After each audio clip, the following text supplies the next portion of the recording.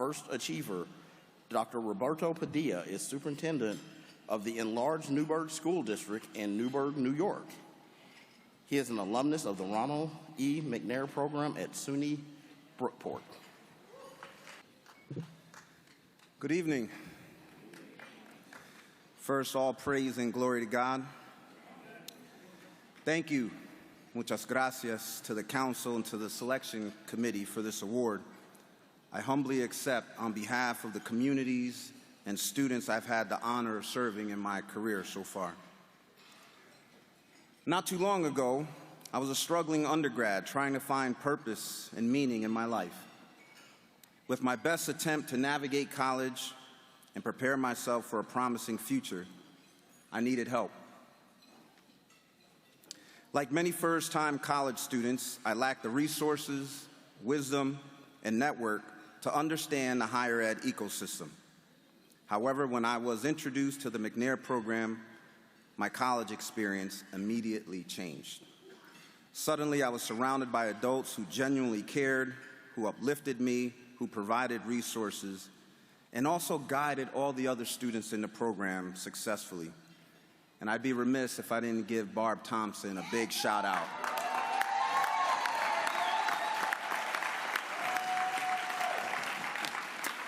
As a child who relied on foster care, the shelter system, I needed a few caring adults in my life.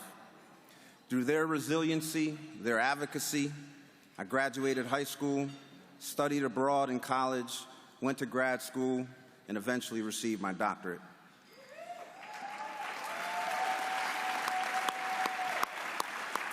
My testimony is just one of many that should serve as evidence of why TRIO works. As you know, these journeys are not easy, and students who are first in their family to go to college have to overcome many hurdles. The cards are stacked against students like me and those from my neighborhood. However, my experience in K-12 and higher ed helped me to frame a phenomenon I'm currently writing a book about. And I'd like to frame it for you, and I invite you to think about it far beyond the conference. Typically, young people look to political figures, an athlete, a pop star, a hip-hop artist, or someone in their life for guidance and support. As a child, I found inspirational messages in odd places. In my neighborhood, I often looked at a street sign with the imprint, "One Way." For drivers, the one-way sign indicated a traffic pattern to be followed. For me, it showed a different pattern. This sign reflected a harmful narrative that I'm calling the leave to succeed mindset. The leave to succeed mindset reflects a deficit-based construct about who our children are and what our communities can be. You're familiar with some of these deficit-based models. They go something like this. You can't be successful here because you live on the other side of town or on the other side of the tracks. You need to get your kids in the right daycare program or the right school. Communities of color have very few hidden figures or unicorns. You're not like all the other kids. Get out. Do whatever you can to leave here if you want any chance of success. The leave to succeed mindset impacts a child's story of self. Children are told that their people, their neighborhoods, their families, and their schools are bad. Who am I? Says the child who remains and doesn't make it out. You see, decades of overt and covert leave to succeed messages made us believe the one-way sign was not only real, but required for success. Unfortunately, these messages were told to us by our most trusted advisors, our families, and even educators. And it's not their fault. They were also told these messages while they were growing up. They would say, you have to get out. If you stay here, you'll end up like blank.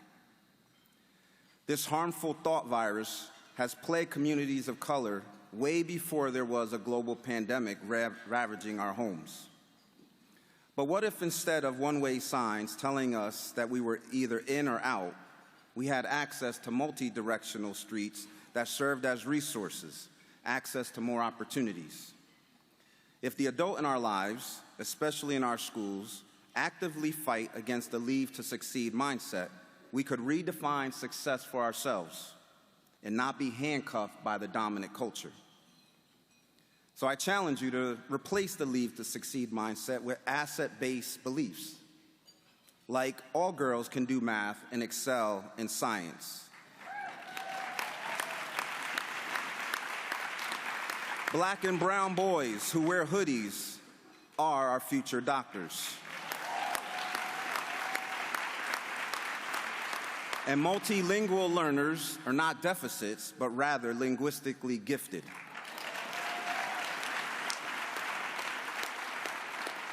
I encourage you to lift up the heroes and sheroes in our community, in your organization, and even in your schools. Our children are watching, so let's continue to serve as the role models they deserve. I conclude my remarks with a message of faith, hope, confidence, love, and attitude. There's a story that you may know that goes like this. There's a village that needed rain. All the villagers came together to pray for rain, but only one little boy in the village came out with an umbrella. That is faith. Every night we go to bed without the assurance of waking up the next morning, but yet we still set our alarms to wake up. That is hope. We plan big things for tomorrow, but we have zero knowledge of the future. That is confidence. We see the world suffering, especially today, but we still get married and have kids. That is love. There's a woman who said, I'm 80 years old, I'm 16 with 64 years of experience. That is attitude.